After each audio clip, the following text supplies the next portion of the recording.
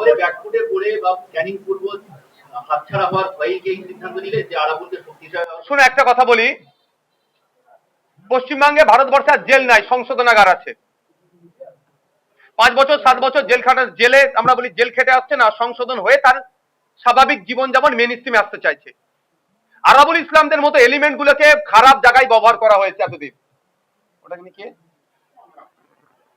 ওনাকে খারাপ জায়গায় ব্যবহার করা হয়েছে এতদিন, ওকে ব্যাড এলিমেন্ট করে তোলা হয়েছে।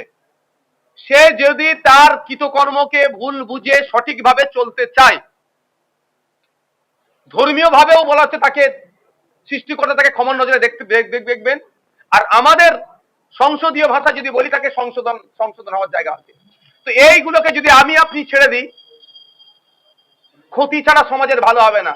আর আপনি আমি যদি টেক আপ করে সঠিক বার্তা দিই, সমাজে আরো যেগুলোকে তৃণমূল কংগ্রেস আর বিজেপি খারাপ কাজে ব্যবহার করছে, মারামারি খুনোখুনি হনাহনি যে ব্যবহার করছে, আরো বাড়তে থাকবে। বরঞ্চ আমরা একে টেক আপ করেছি, দেখবেন আগামী দিনে এই তৃণমূল কংগ্রেস শুধু ভোটের স্বার্থে যাদেরকে খুন খারাপিতে ব্যবহার করে, আইএসএফ এর ছায়াতলে আসবে, যে আইএসএফ হচ্ছে একটা প্ল্যাটফর্ম যেখানে নিজেকে শুধরানো যায়। এবার এটাকে আপনি আপনার মতো করে ক্রিটিসাইজ করতে পারেন। You have to right, you can criticize. বলছিলাম দাদা, শ্রীগঙ্গার যিনি প্রার্থী হয়েছেন, কয়েক সেকেন্ড আগে আপনার দলে যোগদান করলো, ওই প্রার্থী তালিকা তার নামও উঠে গেছে। কয়েক সেকেন্ড নয়, অফিসিয়ালি মিডিয়ার সামনে এসে আপনারা দেখলেন জয়েন করেছে। অনেক আগেই তিনি আমাদের পার্টির পদপ্রার্থী মেম্বারশিপ নিয়েছেন। তো তিনি বলছেন তৃণমূল কংগ্রেস তাকে বঞ্চনা করেছে এবং বারবার টিকিটে তৃণমূলের পক্ষ থেকে টিকিট পাওয়ার থেকে প্রাপ্ত ছিলেন, পাননি। টিকিট পাইনি বলেই কি আইএসএফ এলো, আইএসএফ তাকে নিল?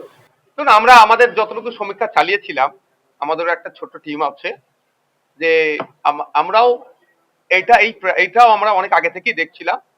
ভাববেন না যে এটা এসছে বলে, যে বিভিন্ন রাজনৈতিক দলের স্বচ্ছ ভাবমূর্তির কারা কারা আছে, বা যারা খুব ব্যাড এলিমেন্ট, তাদেরকে মেন্টালি কাউন্সিলিং করে আমাদের দিকে আনা যায় নাকি।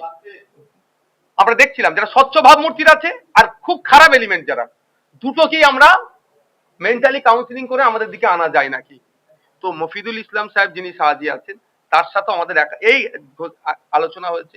ইভেন আপনাদের বলি, আগামী দিনে দেখবেন যাদেরকে মিডিয়ার সামনে মুসলমানদের পুরো সমাজকে যাদেরকে দিয়ে দেখে দেওয়া চাই, সেইগুলোকে আমরা তুলে নিয়ে আসবো। কারণ ওইগুলো 2-10টার জন্য পুরো মুসলমান 3.5 কোটি বদনাম হয়। ওইগুলোকেও আমরা মেইন স্ট্রিমে নিয়ে আসবো, দায়িত্বশীল নাগরিক করে তুলবো। দেখতে থাকুন আপনারা, আমরা অল্টারনেটিভ পলিটিক্স কিভাবে প্রোভাইড করবো আগামী দিনে বলবো আপনাদেরকে। টাইম দিতে হবে তো আপনাকে, এটা টাইম দিতে হবে তো। তার কার্যক্রম চলাফেরা দেখুন, 6 মাস টাইম দিচ্ছি।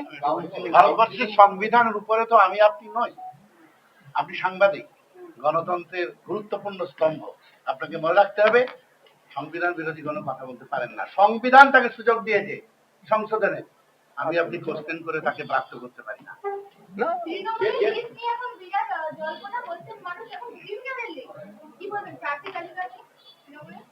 আমি বলবো না এটা, তৃণমূলের পার্টির সদস্য বলছে, টাকার অঙ্ক উল্লেখ করে দিয়ে না টাকা দিলে সিট